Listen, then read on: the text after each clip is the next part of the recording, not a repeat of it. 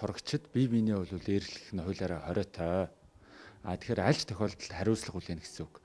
Тэгэхээр ерөөсөө ийм наснаас бол одоо ийм хариуцлага зөвхөн энэ насн дээр л хариуцлага хүлээх юм байна. Одоо бүр бага насны буюу 7-оос 14 настай бол хариуцлага хүлээхгүй юм байна гэж иргэд буруугаар ойлгоод байгаа үгүй. 7-оос 14 хүртэлх настай хүүхдийн хариуцлагыг бол эцэг эх асран хамгаалагч нь хүлээнэ. Өөрөөр хэлэх юм бол 14 хүртэлх настай хүүхэд үе тэнгийн найз нөхдөө дээрлэхэд түүний эрүүл мэнд эд хөрөнгө өөр бус зүйлд нь хохирол учруулах юм бол эцэг эх нь хариуцлага хүлээгээд явна. Өөрөөр хэлбэл зөв хүмүүст төлөвлөмжл олгоогүй гэдгээрээ хариуцах нь шүү дээ. Харин 14-өөс дээш настай хүүхдүүдэд эрүүгэн болон зөрчлийн хариуцлагыг тухайн хүүхдэд өөрт нь хүлээх.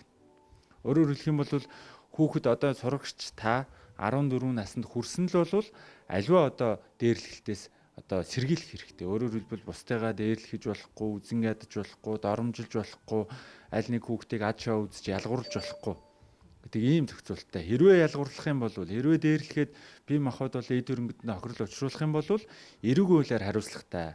Гэтэл хүүхдүүд бол яаж ийнө вэхээр нөгөө 14 нас хүртэл нөгөө эрүүгийн болон зөрчлийн хуулиар хариуцлага байхгүй, цагдаа сэргийлэхэд дуудагдаж үзээгүй, яг нөгөө гин томоогүй явсаар байгаад 14 наснд хүрээд ялтаа гэдгийг мэдэхгүй явж байгаад 14 15 таада хин нэгний эрүүл мэндэд тохирол учруулад хоорондоо зодтолтоод ингээд яаш итгэл аваад одоо хуучнаар энгийнээр хэлэх юм бол хүүхдийн колон те эрүүгийн үйл зааснаар бол одоо нөгөө сургалт хүмүүжлийн тусгай байгууллагад хорих ийм ял аваад ингээд явчих.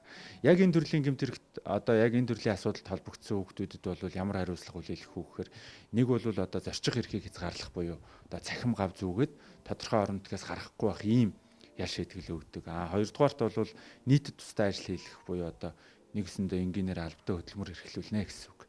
Гуравдугаарт энэ хорих аль буюу сургалт хүмүүжлийн тусгай байгууллагад хорих ийм ял шийтгэл оногдуулдаг ийм хуулийн зохицуулттай. Тэгэхээр 14 наснд хүрсэн бол магадгүй хүүхэд чинь 14 наснд хүрэх гэж байгаа бол энэ хуулийн зохицуултуудыг одоо анхааруулж хүүхдүүдийнхээ одоо тэр одоо сургалт хүмүүжлийн тэр юм дээр эцэг эхчүүд анхаарах хэрэгтэй л гэсэн.